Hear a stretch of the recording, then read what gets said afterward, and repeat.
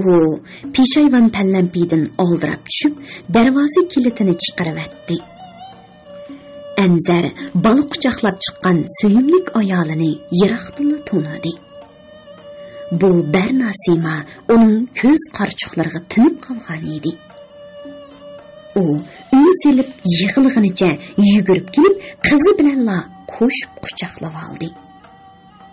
Bu chaqda Gulsumxon ularni darizdan kuzatib turardi. Banu, tatlığım, periştem. Göz qarchuqlarimdan yutib ketdimiz o. Sizin izlerinizde derya boylardan, say qo'yilish egizlardan, Van Qodirning bog'laridan izledim, topolmadim. Küllab yetlerimizni purash uchun bu so'g'imizdan ketmadim. Bizning baxtli kunlarimiz bu bo'lganmidi deb o'zimdan so'radim. Banu gap qiling. Sizning osh yaqinlik ovozingizni qanchalik tashna bo'lganimni bilhamsiz. Anzar Gulbanumni bir tartib akitidigandek shundoq tiz so'zlamakdi. Dilqut xazinasi. Sizning kulkinlarimizsiz, pokiz ruxsoringizsiz. Bu dunyo menga harom bo'ldi. Sizning shundoq kunlarga kelishimizga, vabolimizga, qizimizning yetim qilishiga mening onam sababchi. Bu majrat kelib askili qilmagan bo'lsa, bunchalik kunlarga qolmas edi. Aytanga, uydan onam yana chiqib qolarmi? Fukungiz asqarchi. Boshroq. Anzar balisi qilib ketdi. Aydın kechida Gulbanumning ko'zlaridagi yosh marvoyitdek parqiraydi. Oldingizga chiqqanimdan opamning xabari bor. U balki darisi tuvida. Anzar darhol Gulbanumni qo'yib berib, yarim qadam orqaga chekindi. Rasma. Anzar ko'zlaridagi yoshni surtib ulgurtalmaydi. Agar onam osh rasvochiliklarni qilmagan bo'lsa, opamizning unchalik jahli qotmaydi. Ham erib qilish ehtimolim bor edi. Bo'ldi Anzar, bu gaplarni qilishmayli. Fursat o'tib ketmasin, qizimizni ko'rib oling. Gulbanum Olinurning yuzini ochdi. Qizimiz hozir nimalarnidir go'ngraydi. Dadagina qaraganda dada deb tili chiqadigan o'xshaydi. Viliqlab kulsa, shundoq o'maxob ketadi. Anzar oy yo'riqida qizining g'uvosimasini ko'rdi. U Gulbanum bergan sarangini yondirib, qizining yuziga yaqin akilibmi, yana aniq ko'rolmadi. Yanala ochiq ko'rolmadim Banu. Ko'zlaringizni surtib eting. Liq-liq yosh tursa, qandoq ko'ralaysiz? Anzar qizini qo'liga elib, to'g'ashdek manzillariga so'ydi. Yuzini yuziga yoqdi, ham zakit olgan Olinurni dariziga daldi qilib turib, ayolining manziga bo'shroq o'pib qo'ydi. Gulbanumning yot-yut qilib dariziga qarab qo'yishidan uning kirib ketishga oldirayotganligi chiqib turardi. Anzar, buningdan keyin kelmang. Aramizdagi munosabat uzilgan. Gulbanum yig'lab turib so'zlamoqda edi. Agar onamiz bu yerga kelganimizni qo'lim qo'shinlardan anglab qolsa, opamga yana avorchilik tug'dirib berdi. Endi men taqdirga tan beraman. Biz endi. Gulbanum o'zilib yig'layotdi. Ko'rishmayli. Ko'rsakla azoblanib ketar ekanman. Gulbanum, undoq dema. Saram bo'lib qolaman, bir mezgil saqlayli. Har ishkil ona, ahvolini topa. Ben sizni qanchalik yoshsam shunchalik saqlayman. Gulbanum sukut bilan javob berdi. Faqat ochiqni kulimsirab qo'ydi. Gulbanum, javob bering. Anzar toqatsizlanmoqda edi. Bilaman Anzar. Siz yaxshi ota, vafodor er. Siz bilan o'tgan kunlarim garchi qisqa bo'lsa-mu, butun hayotimni bezigidek saodatli kunlar bo'ldi. Biroq endi siz bilan uy tutolmayman. Gulbanim yer beqib so'zlab o'tdi. Chunki mendek bir buzuq sizni ozdirib, pulingizga ko'z qizartib, sizni shilib, qonsiz jizo qilmoqcha nafsim qolmaydigan qalandar divona tursam. Hatto onangiz nazarida men sizning yanchiqingizdagi pulga guldek umrimizga paylamay potlanishimni eqib yolvorib, maynoqlab g'ijillab qasdan so'nib, shaytonimizni qo'zg'ab o'zimga qartib olgan bir fohisha bo'ldim. Qizimiz bo'lsa haromlik bo'ldi. Tex dunyoga ko'z ochmagan bolani bundoq haqoratlagan onaga kelin bo'lib xizmatingizni qilolmayman. Mushi yoshligim bo'lguncha anglamagan xo'rliq, haqoratlar mening yuragimni bir parcha muzga aylantirib o'tdi. To'g'ri, Gulsumxon onamni ichiga sig'dirolmag'achqa onamning ant qisosini mendan oldi. Shunga menni olni bilan ko'nglimga olmagan. Anzara yanala umidlanib turadi. Gulbanim, gapni uzib o'tmang. Yanala o'ylanib ko'rsingiz. O'ylang'idek nimiz qoldi? Qabohatlik afsona tuhmatlarni, pasqini xo'rliqlarni yuzimga yumdidek chechayotgan odamni qo'shoqqa qaytib madhiyalasam, mendagi insoniy g'urur, vijdonim, faziyatim nada qoladi? Shuni men baxtimni qurbon qilish qaroriga keldim. Uning ustiga opam sizni tillagandan beri ikkimizning o'ttirsida o'tkili bo'lmaydigan tog' paydo bo'ldi. Xo'sh, Anzar, aman bo'lib, bundan keyingi xushalligim, baxtim, huzurim sizning xiyolingiz. Sahrodagi kunlar. Bu pulni tuting. Anzara Gulbanimning qo'liga pul tutqizgan edi. U olg'il unamadi. Ololmayman. Sizni onangizdek bizni qalandar divona ko'ryapsiz. Ta'tillik qilmang. Bola xajlab bering. Sizning bola uchun akilib berayotgan narsalaringizni yetib oshidi. Gulbanim pulni Anzarning yanchig'iga selib qo'ydi. Agar bolani ko'rgimiz kelsa, sabohatni kirgizing. Gulbanim o'y tortib yig'ilgancha kirib ketdi. Gulbanim, men sizni saqlayman. Anzar Gulbanimning orqasidan var qaradi. Mana ishini qarang, 20-asrning 80-yillarida ko'rilgan bu alomatlarga bizdagi qashqaliq, an'anaviy turmush odatlarimiz, yurtvozlik, tabriqchilik, mazhab, bo'lgunchilik, abkorlik, xato bo'lsa-mu ota-onaga qarg'ularcha cho'qinish qatorliq illatlarimiz putqo'llarimizni tushab, hammadan qo'rqish, andikish, jur'atsizlik, g'oyisizlik, nuqul hurmat qapaslariga mahkum qilgan. Anzar bilan Gulbanimni albatta qonun qo'llaydi. Ammo ular ota-onamiz qarg'ib yetarmi? O'zini o'ldirib olarmi? Xalq oldida yuzimizni qandoq ko'tirib yuramiz? Bu dunyoga nemishqimi to'rilib qolgandamiz? Bo'ptala, ota-onadan ulug' narsa yo'q degandek tushaklarga bo'g'ilib qolgan yoshlardan edi. Ular abadil abad vafodor er-xotinlardan bo'lishni xohlamamdi. Mangulik baxt ularga so'g'uq kelarmi?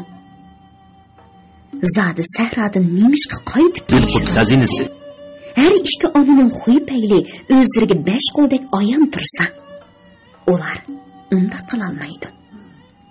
Chunki har ikkilisi ko'na odat kuchlarining quli. G'o'ljida Axunum siziq deydigan bir mo'ysifat odam bo'ladigan. Balalari to'pig'i siziq sizib qo'yib, Axunum siziq degan hamon u siziqdan otlab o'talmay, boshqa yerlardan aylanib mang'atdi. Bizning ko'na namuvafiq qoida nizomlarimiz Anzar bilan Gulbanumni ana shundoq Axunum siziqlardan qilib yetishtirgan edi.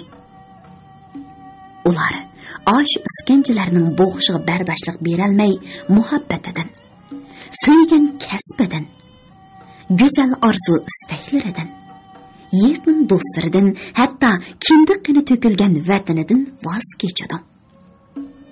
Ammo umr bo'yi umid uzalmay hayotiy azob ichida o'tadi. Bir kunlar kelganda pushaymon qiladi, o'kinadi, seg'inadi. Afsus, ming afsus. Kechikkandami boshlarga qarov tushgan, ballar bukilgan, ko'z guharlari to'kilgan, mangu uzilmas balg'am konida xir-xir qilib zodili ketmagan, qonlari suvib boqiga tayyorlangan, umr manzili musofisining oxirgi pallasiga berib qolgan. Shuni deymizki, har qanday odamga umrda bir qitim baxt omad keladi. Mana shuni bilalagan, tutib olalagan, ham qadriga yetalagan odamlar bu dunyodan xotirjam ketadi. Tangrining yorilish o'zingdan deganimi naq mush ulug' yakun. Gulbanumning qarorini faqat Muattarxonga bo'lgan ochiqdan bo'layotgan gap deb tushungan Anzar o'z ko'nglini yasab qaytib ketdi. Atsi oshxonada kashkicha xeyli mamnun holda ishladi. Ayoli bilan qizini bir qatim ko'rib olg'achqimi ko'ngli taskin topgan edi. Shundaqdami Gulbanumning baxtimni qurbon qilish qaroriga keldim degan so'zi uni dakki-dukkiga selib turardi. Demisimi Gulbanum uni beoram qilmay dedimu ba'zi gaplarni yo'shirgan edi. Baykulliklar elchi kirgizib, to'y rasmiyatlarini maslahatlashib ketib qolishdi. Gulsumxon qiziga bir kecha nasihat qilib chiqdi. Ko'z yosh to'kdi. Jiq va'dalarni berdi. Adil remontchini maqtadi. Lekin Gulbanum yo'q ma'qul demadi. Erdan ajrashgandan beri gachi bo'lib qolgan Gulbanumning g'ovg'a ko'tarmay, undimay turishini rozi bo'ldi deb tushungan Gulsumxon bir kuni Baygulga chiqib xush xabar yetkazdi. Bulardan Anzarning xavri yo'q edi. Oshxonni yig'ishtirib hammasi ketdi. Faqat Anzarli xalat peshtominlarini selib bir quru tozliq qildi. Ondan qaytmoqchi bo'lib edi, Qoradong aholi komitetining jo'rini Nig'mat kirib keldi. Anzar bilan Gulbanum ajrashgan chaqlarda u aholi komitetlarini radga turg'izish ham xizmat nizomlarini bekitish yig'iniga qatnashish uchun Urumchiga ketgan edi. Nig'mat qaytib kelibla, "Qaramamsan uka, sening beshingga kun tushganda xuddi uyga o'g'ri kirsa itning siygis kapti degandek Urumchiga ketib qolganimni" deb o'zri so'radi. Ondan Muattarxon bilan so'zlashib ko'rmoqchi bo'lib edi. Anzar onasi Muattarxonning intayin nomussiz haqoratlariga chidamagan Gulbanumning ilojsiz o'zi ajrashish qaroriga kelganligini deb bergan edi. "Ha, Anzar, oshxonda yolg'iz qolsan-ku. Yegirak bir nima bormi?" Nig'mat tuzuk qilib o'tirmaydi. "Aholi komitetida yig'mashgan, qo'rsqim bak echib ketdi. Yolg'iz jenimga tamoq etishda erindim." Anzar to'q shamoldurg'ichni echib yetib, o'tni ulg'aytdi-da, tayyorlanganning piltisini tortib qozonga tashladi. Ondan oshqin qo'rimini qizitib, bir taqsillanmanni Nig'matning oldiga qo'ydi. Tamoq jo'zillarida ochiq suv, nozik qiyamlar bor edi. "Ya Allah, qo'ling bak tuz jumo sening." Ne'matning qo'rsqi xeyli oshqandek qiladi. Hayt to'ytab bo'lg'uchilar tayyor qilding ha? Ne'matga to'ymisingiz, cho'p yana bajmu, selib berman. Dedi Anzar birchini osh suyini jo'zig'iga qo'yib. Qaraganda bir kun tamoq yemagandek qilasiz. Topdim. Ne'mat Kavkazchi qirqim burnini siypab qo'ydi. Mo'shuag'o qara, odam tanho birini yegisi kelmaydi ekan, ham tamoq etishga qiyriq bo'lib ketadi ekan. Malni ko'p bo'lgan sira bir-biridan qizg'inishib, o'tni raso yeydi. Yolg'iz bo'lsa, nizi qilib turib oladi. Odamni malga o'xshash bir nima. Uning ustiga yolg'iz yashagan sira sapra, tirikak bo'lib qoladi ekan. Anzar Ne'matning tanholik, yolg'izlik degan gaplarini anglab, Abdusamatning "Onam Ne'matgan bilan billa bo'lib qolsa, bek baland bo'ladi" degan so'zlarini esladi. Garchi u o'ziga aksiga yo'l echish uchun shundoq degan bo'lsa-mu, bu bir savobli ish edi. Onasining barg'an sira ochiqi yomon, tirtak, terikak bo'lib ketishimi ashu tulluqdan bo'lsa kerak. O 35-36 yoshida Nahat apandidan ayrilib qoldi. Shuningdan tartib tanholik azobini tortib kelyotdi. Albatta, u atsi oqshimi mundishadigan, almonlarni to'kadigan, hayotidagi aslimalarni yod etadigan bir sirdashqa, mundashqa hamrohga muhtoj. Muattarxon boshqalarga qir ko'rsatgani bilan Ne'matga undaq qilmaydi. Uni ko'rsala o'shki yoqlari erib, bahri echilib qoladi. Ko'ngildagi tuguni yeyishga nihoyat usta, xushchaqchaq Ne'matmi Muattarxonning nimani o'ylab, nimani qo'yadiganligiga pal solgandek naq o'ylaganlari ustidan tushadi. Ne'matga qo'rsqingiz ochganda Utturli bizning uyga kirsangiz bo'ladi. Anzar uning chiroyiga chandurmay qarab qo'ydi. Onam bilan chiqishgandan keyin, "Voy Anzar bola, Muattarxon bilan men kelishimsam boshqasi beka. Uning osh tush mijozi borki, har qandoqini jak degizib yutadi." Ne'mat beshini chayqadi. "Biroq sen men tukni yetishiga silab, uni ochiq qilib qo'ymayman. Mundaqcha aytganda eqim kelishidi. To'g'ri deyman. Siz kirib o'ltirib chiqib ketgandan keyin uyimizda boshqacha bir illiqlik paydo bo'ladi. Onamning hech qachon anglamagan tatliq gaplarini anglaymiz. Kulgisini ko'ramiz. Bo'lmasa, rukodagi imomdek hammamiz jimib ketgan. Bundaq turmush bak ko'ngilsiz bo'ldi-ekan-da. Sen bilmaydigansan. Aslida opa undaq ayol emas. Ne'mat tomoqini yeb bo'lib taxsiga osh suvi qo'ydi. Faqat turmush ham turmushdagi ba'zi ko'ngilsizliklar, kelishmasliklar, nohaqchiliklar Muattarxonni hammaga gumon bilan qaraydigan, ehtiyotchan qilib qo'ygan. Bundaq ayollarga ko'ngildagidek ta'sir ko'rsatadigan bir omil bo'lsa-la, ya'ni aslidagi xushpeyillikqa yonadi. Undaqda siz xizmat ishlab baqsangiz bo'lg'udak. Pah, tamg'il o'xshabdi jumo.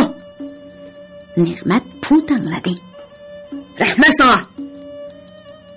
Nima qilyapsiz Ne'matga? Bu oshxonada sizningmi bir ulush hissingiz bor jumo? Qazziqkansa, undaq mard bo'lib kelsan, atogin dasmoyang, g'oltak chiqadi jumo, elib qo'ya bu tiyinni. Bundaq qilsangiz ochiqlab qolaman. Uning ustiga onam pul oladi. Boshqalarimiz bu huquqdan bahramand emas. Ne'mat bilan bo'lgan bu suhbatdan 10 kun o'tib ketdi. Bir tushliki Olinurni ko'rgili ketgan Sabohat oshxonaga o'ng-so'rin kirib keldi-da, o'choq beshida qo'rim qo'rvatgan Anzarning quloqiga pichirladi. Shu hamon Anzarning chiroyi samon qog'ozdek sarg'ayib, qo'lidan sapliq tushib ketdi. Uning putlari titrab, tizlandi-da, o'choq beshiga yo'linib Bilqut xazinasi. Bu holdan qo'rqib ketgan Muattarxon, Abdusamat Gulnisolar yugurishib kelib, uni yo'ligan edi, sunilgan qo'llarini ittirib-etdi. "Men qo'l tekkizguchi bo'lmaslar. Bütün tenlerden nicazet yedi kilovatıydı. Anzar onasining qo'lini silkivatdi. Xudo, bu qismatni kimdanmi ko'raman? Muattarxon Sabohatni chetga tortib, ko'chilab surgan edi. U duduqlab: Gulbanom acamni boygo'ga yotliq qilib berib etibdi. debla yig'lab soldi. Muattarxonning ichidan etilib chiqqan bir xushallik yuziga tepdi. Anglayotganinglar Bili Quturdan anglatilayotgan ovozliq asarlar sahifasi. Muattarxonning xushalligi terisiga sig'masa, Anzarning dard hasrati yuragini qurtdek yeb, butun vujudini qopladi. Gulbanimning udumi uningga o'tganmi nima? Ummu gachi bo'lib qoldi. U oshxonaga kirmay, ko'ch-ko'ylarda lag'oylab yurgashga Abdusamad ustamdan birini yolladi.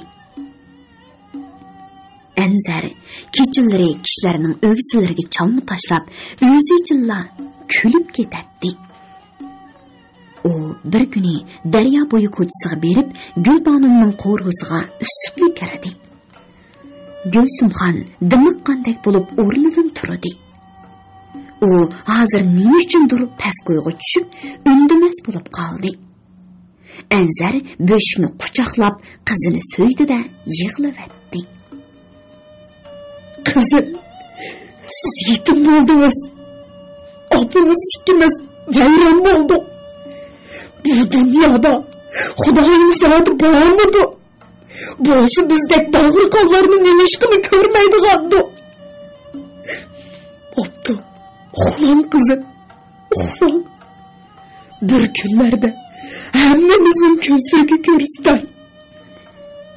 Anzar yenidagi bir tutam pulni qo'l tartqilatisiga qistirib qo'ydi. Ondan uyga sapsilib qaradi. Akbar hunarda pishib qolg'ashqa ustisidan ayrilib chiqib, o'z oldiga hunar qilib atadi. Uning mashchilik tuqqini dalan uyning ko'chaga qargan temiga yondabla selingan bo'lib, burunqi dariza o'rniga kichikroq bir eshik o'rnatilgan edi. Akbar do'kkonning sirtidagi eshikni ichidan taqib olib, mush kichik eshik bilan dalan uyga kirib tamoqini yeydi. Gulsumxon Ali Nurni kunduzlari o'zi baqatdi. Tongga yaqin bulmiqini yegizib, sut parashki tangshab ichkizgandan keyin qo'ltiq qo'yib ishga ketadi. U atdiganligi soat 9:10larda qaytib kelgicha Akbar qarab qo'yatdi. Uyg'onib yig'lasa, so'skisini og'ziga tiqib, bo'shikni tavirtatdi. Ana bola ikkisi Ali Nurni beqishni ana shundoq ratga selishgan edi. Opa, dedi judab ko'zlari go'rdak o'ltirishgan Anzar. Gulbanim qandoqroq turib etibdi? Og'rib silab qolmagandi? Yaxshi. Gulsumxon qizining ismini eg'iziga olgan Anzarga ichida g'ijindi. Xotirjam bo'ling. Kunlari bahuzur, rohatda. Shundoqmi? Undaqda mening tushlarim aldabdi-da. Gulsumxonning yuragi jig'li qilib qoldi. U bo'g'ilibgina so'radi. Qandoq tush ko'ribsiz? Gulbanim o. Qandoqdir mal so'ydigan go'donlardan chiqolmay, usti veshqon, chochlari chuvilgan. Anzar deb vorqirg'udi. Xudo, cho'chib, qo'rqinib uyg'onib ketibdiman. Tova, japoyimni bek to'li tortgan. Ammo rohat ko'rmagan edi. Anzar chekinlarini qamallab yig'lavatdi. Shu yig'lagancha putlarini so'rab, orolni chiqib ketdi. Shu daqiqada Gulsumxonning ko'nglidan Voy Xudoyim, mushu balaning uvalig'i qolaman bu nima? degan vahimlik o'y kechdi. Bu mu sababsiz emas edi. Gulbanımning to'yi bo'lib hafta o'tganda Sharifxon quda tuqqanlarni harduqcha yig'i chaqirdi. Ammo mehmonlar orasida Gulbanim yo'q edi. Gulsumxonning u yoq bu yoqqa qarag'anligini sezib qolgan Sharifxon chiroyi o'ngandek bo'ldi-da: "Hey, bu yoshlar qoid yusini qachonmi o'gina? Odiljon bilan ikkisi uyga bir narsa olg'uz shaharga kirib ketgan o'xshaydi" dedi. Biroq uning yolg'on aytayotganligi o'ng-so'rin chiroyidan bilinib turadi. Ko'ngli o'yib o'ltirolmay qolgan Gulsumxon mehmonlar tamoqdan keyin rosa parangga tushganda to'ydirmay sirtqa chiqdi. Peshayvonlik 8 eg'iz uyning eng chetidagi Gulbanimning yeng hujrasi edi. Biroq uning eshigi qulflanib turadi. Gulsumxon "Hadam rost debdi. Bu balalar shaharga kirib ketgan o'xshaydi" deb o'yladi-yu, yangi to'y qilib bo'lgan qizning uyining qandoq jabdunganligini ko'rib beqish o'yda darizidan qaradi. Kutilmagan qo'rqinchli ko'rinish uni cho'chitdi. Chochlari cho'lg'an Gulbanim bir bo'lingda tizlarini quchoqlagancha tomga yo'linib o'ltiradi. Bu asnoda Sharifxon chiqib qoldi. U olman-talman mehmonxonaga kirib ketmoqchi bo'lib edi, Gulsumxon ochiqi bilan chaqirdi. Eshik qulfni ochirdi. Tova, to'y bo'lgani bir hafta bo'lgan qizning nima bo'lib ketgani bu? Gulbanimning engi, ko'z quyruqi ko'kirib ishg'on bo'lib, og'zining javg'ida qon qetishib qolgan edi. Chiroyi bo'lsa, qo'ziq so'yilgan daraxtdek oppoq oqirib ketgan edi. Lekin Gulbanim opsiga qarabmi qo'ymadi. Voy Xudoyim, samining bo'ldim qizim. Gulbanim beshini ko'tarib qaramadi. Gulsumxon shartli hadisiga qaradi. Bu zodi nemish? Uni hayvondek so'lab qo'yganing nimasi? Gap qilsanchi? Odiljon og'aynilar bilan o'ltirib, sal kayib bo'lib qoptikan. Sharifxonning ko'k qalpoqlari titradi. Er-xotin ikkisi tagishib qolgan o'xshaydi. Tagishib qolgani shunchalik bo'lib ketanda? Endi xotin kishi og'ziga, er kishi qo'liq zo'rlaydigan gapkan. Gulbanim hozirgacha bir kimga qosh ko'tarib qaragan qiz emas. Men uning er bilan tang turishiga ishonmayman. Ah Xudoyim, qizimning ko'rinishini oldi dekanda. Gulsumxonning "Voy Xudoyim, mushu balaning uvoliga qoldimmi nima" deb andikkani mushu vajidan edi. Texi qizining qonga bo'yilishini Anzarning tushida ayon qilganligi. Tangri uning dodiga yetib Gulsumxonning ko'ziga ko'rsatgani bo'lmay nima? Gulsumxon Anzarni darvoza oldigacha uzitib chiqdi-da, qaytib kirib yig'labatdi. Anzar shu mangancha Xanzu bozoriga keldi. Lekin oshxonaga kirmadi. U axlat chavorlar duvilishib, paskin suv yig'ilib qolgan tar ko'chaga qayrildi. Oktabr oylarining oxirlari bo'lib qolg'ashqa, atrof sap-sariq sarg'aygan daraxtlar bilan qoplangan edi. Oxirgi umrini yashab bo'lgan zabron yaproqlar shirtildab to'kiladi. Anzari o'stan qirini yoqilab yuqori o'rladi. Yop-yeshil paqillashlari eqib kelayotgan qora suv o'stini langzi beshidagi tik, agir bugiri, egiz yorlar tuvidan lo'mishib keladi. Yor ustida ko'ni tomliq qadimiy eski uylar u yer bu yerda cho'qchiyib turadi. Әмма O'stanning ikki qosniqi patur so'gat, qora yog'och ham teraklar bilan qoplangan bo'lib, oldindakmi kun nuri tushmaydi. Bahar ham yoz oylari bu egiz O'stan qiridan pastga qaraydigan bo'lsa, yeshil maxmal selingandek ketganli o'tloqliq edi. U yer bu yerdagi top-top ko'kargan so'gat, jigda, qora yog'och ham chatqonlar shahvatparastlar uchun ko'ngil etish pinhoni bo'la oladi. Tarixdan beri Langzi peshining nomi ancha yaxshi emas. Bu yerdan nashkash bangilar, qamavozlar, pahishvozlar ham duttar tamburlarini chelib ko'ngil ochadiganlarning hammasi tepaladi. Ular top-top bo'lishib, qirqirab kulishib, dattikam deb maydonlariga qarsilditib urushib, nastlar bir-birini mushtlab Langzi peshiniovat qilishadi. Anzar lalangshigan holda aylanib yurib, eli maqshinlarining hasratlik nidosi. Duttar tamburining yuraklarni mungu salg'idek yiqimliq ovozi kelayotgan cho'ng ishki tub so'gat tuviga keldi. Bu yerda 10 yosh bolalar aroq ichib, naqshi aytib jahonning payzini surayotdi.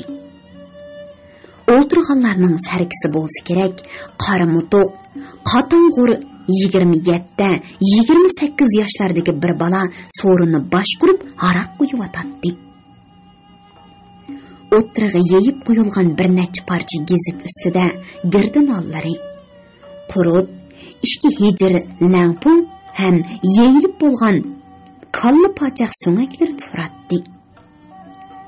Anzari qotong'ur bolani to'nigandek qildi. U qurilishlarda tomchilik qiladigan qo'ruq laqamlik pattar bo'lib, pat-patla Anzarning oshxonasida tamoq yeydi. "Voy! Anzar xo'jayining bu, og'inglar sig'ininglar, biror kishilik o'rin chiqsin. Qani keling. Anzar ikki bolaning o'ttirsida so'gatga yo'linib o'ltirdi. "Anzar xo'jayin, bundaq yerlar bilan hafsinimiz yo'qdi. Ajab bugun tug' jirimg'ajilgandek qadimimiz yetib qopti. Zerikib demamsiz. Qarasam, nag'mi qilib, naqsh aytib etibsizlar. Habballi, o'ynab turg'uliq. Pul topgan bilan hisob emas. Uning meg'izini chaqalig'ini o'g'il bola. Qandaq dedim? Og'inglar, qani, ma'birini ko'tirib yutam." Pattar velosipedning qo'ng'irqig'i qo'yilgan aroqni sundi. Anzar aroq emas, tamokini chekmaydi. Biroq birmuncha yigitlar oldida o'g'il bolaligini ko'rsatmasi chinib qoladi-da. Yana bir tarafdan ichida ko'yayotgan bir o'tqi taqobil turolg'idek narsa bo'lsa, zahar bo'lsimi ichidagandek turadi. Qani, ichchitam. So'rin, so'rib qolmasin. Anzar ko'zini yumib turib ichiratdi. Xuddi bir kapkir qo'qasini yutib etgandek ish bag'rini ko'ydirib kirib ketgan sapjun birdamdala uning yuziga chiqdi. "O shara, o'g'il bola, aslida ishchimlikdan boshkansiz-da." Pattar yana birini qo'yib tangladi. "Bayqisi kechikkanligingiz uchun ma'usi nötingiz. Men elang. Pattar qo'ng'iroqni tutqizib bo'lib, so'rin ahliga qaradi. "Og'aynilar, Anzar og'aynimizni tunishtirishni unutib qopdiman. U Hanzu bozori O'stan bo'yidagi cho'ng oshxonaning xo'jayini. Lekin og'aynilar, mard narsa jumo. ishlamchi bolalarning dardiga yetadi. Odatda 1 so'm 20 tiyinlik bir taqsim langma olamiz, lekin to'ymaymiz, chunki qarish qilimizda. Anzar xo'jayin taqsingizni qo'rimi eshib qopti. Ustiga cho'psab beraymi deb bekorg'ili yerim cho'yli oshsab berdi. Mammo daslab pul oladigan o'xshaydi deb yoqtab ekanman, dedi qattiq laqamli ko'k ko'z, qizil ko'z yigit. Keyin uqqandan keyin hali deydigan bo'ldim. Mokli yoqdi-da sana, dedi kimdir biri uning laqimini keltirib. Taqsandik qo'rimini xaltangga qo'yib elib, haftadan keyin cho'p talab qiladigan emisan? Anlasak, şuningdan beri o qaynona xotin balalarini olib berib, bir taqsa langman elib, 10 taqsa cho'p talab qipti deyishidi. Ko'k ko'z yigit o'ziga chaqchaq qilg'uchining eshak laqimini yonpashqa oldi. Qisqa chaqchiqing shu bo'lsa, uzunni yutib kelamsan nima? So'rinda orqa-orqadan kulgi ko'tarildi.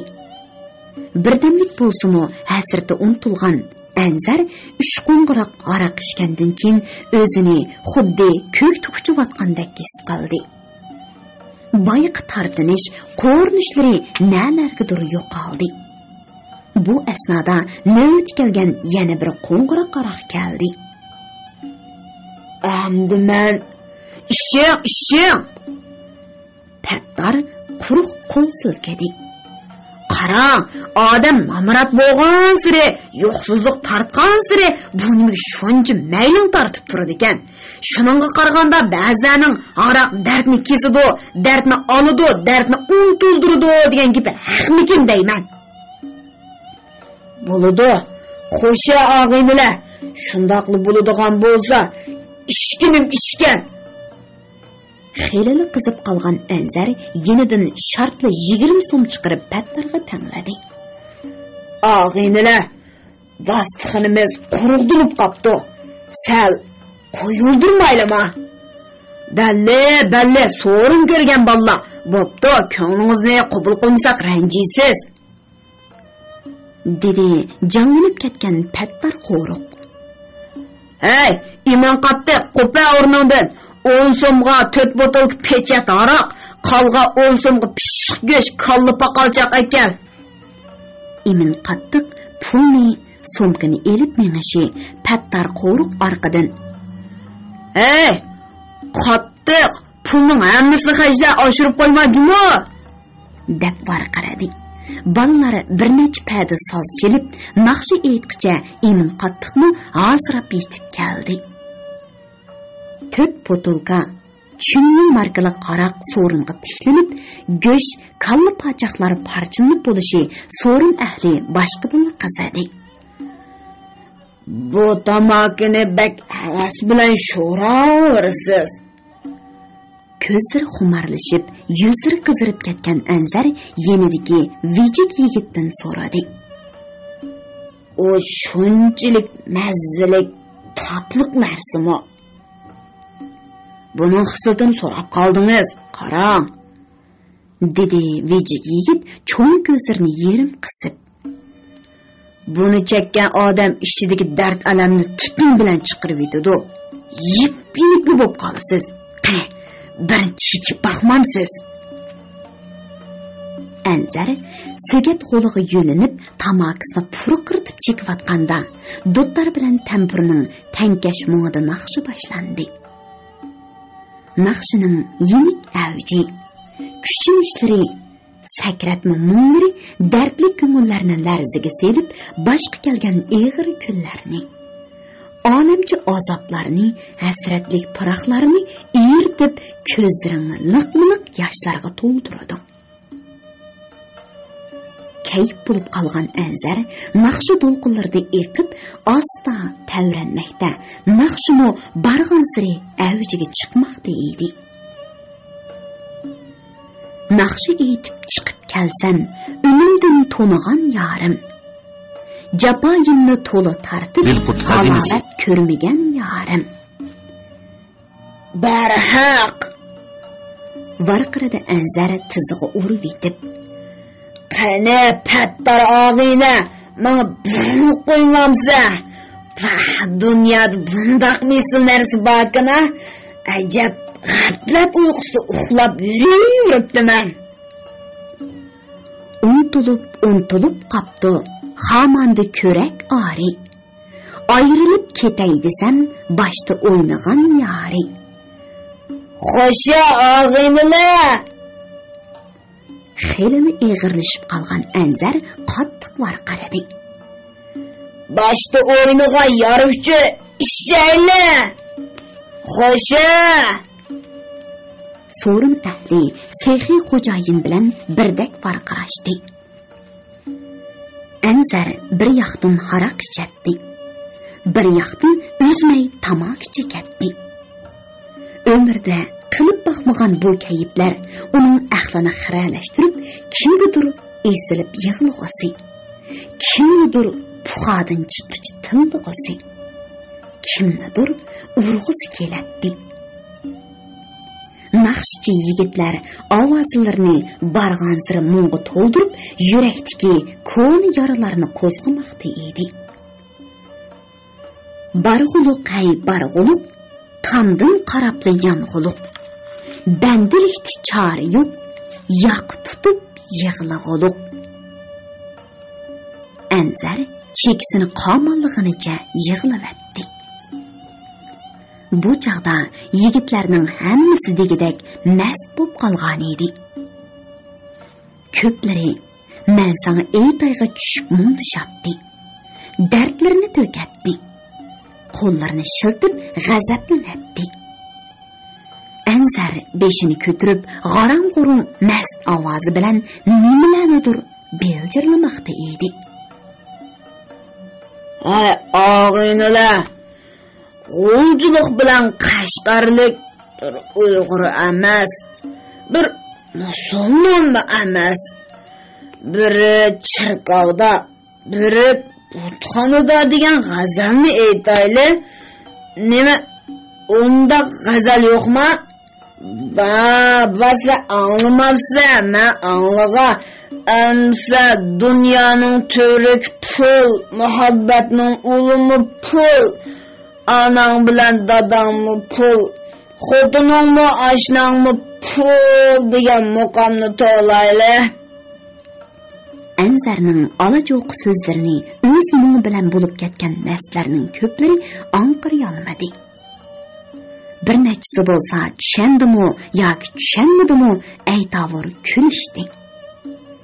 Pattar qo'ruq bilan Emin qattiq ikkisi Anzarni yo'lab Xanzu bozoriga orolni akaldi-da, bir xodikni kira qilib qora do'nga akatdi. Ilmi yaxshi xelal qorong'i tushib qolgan bo'lib, Anzar yaqin yo'riqlarning ko'ziga cheliqib qolmadi. Pattar qo'ruq Emin qattiqlar uni darvozadan kirgizib etib, qaytib ketishdi. Anzar bir ikki qadam manga-mangmayla o'yli o'ttirsiga yiqildi. Muattarxon, Abdusamad, Junnisa, Sabohatlar uni behmi tasdikda so'rashtirib, aka inning hujrasiga akirib, karavotga yotqizgan edi. U o'rnidan turib oldi.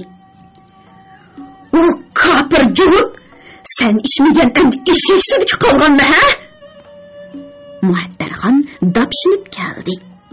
"Qarag'ana aptimga bu iflos chovchi. Bo'l qilsa ona."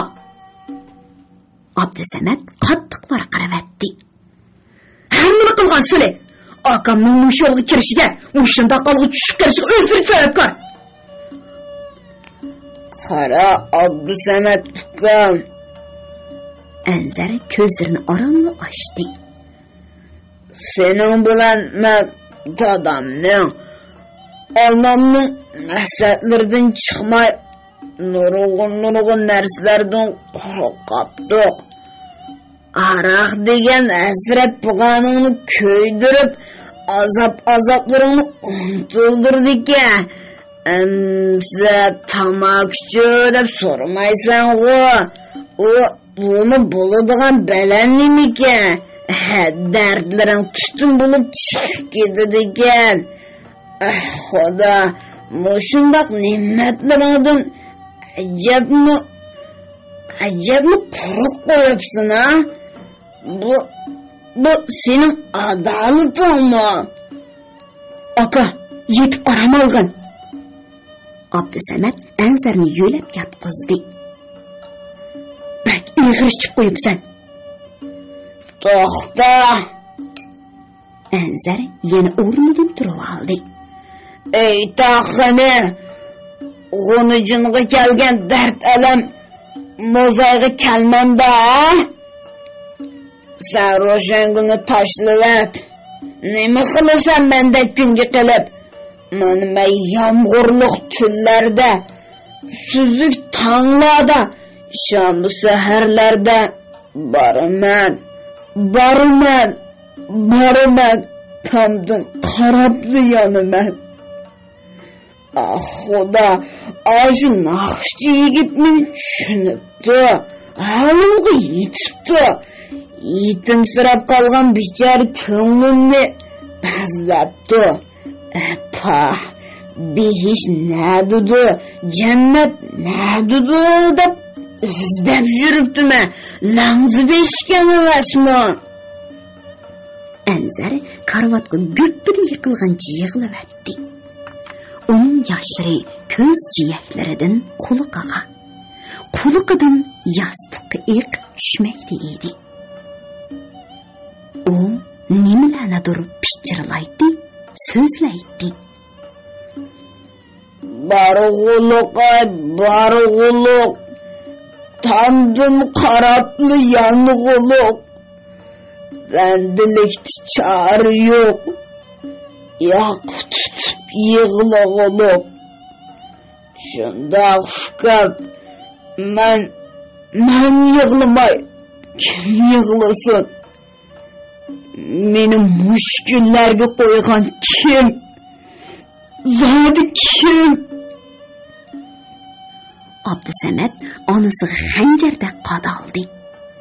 Zahardek uchqunlar chashrab turgan qarchuqlardan andikkan Muattarxon Gunsa sabohatlarini boshlab chiqib ketdi. Beliqut shirkatida ovozga elinib, Beliqut to'rida anglatilayotgan Uyg'ur yozuvchisi Jaloliddin Bahramning Shinjang yoshlar o'smirlar nashriyoti tarafidan nashr qilingan Natavalla nomli romanini bugun mush yergacha anglatdik.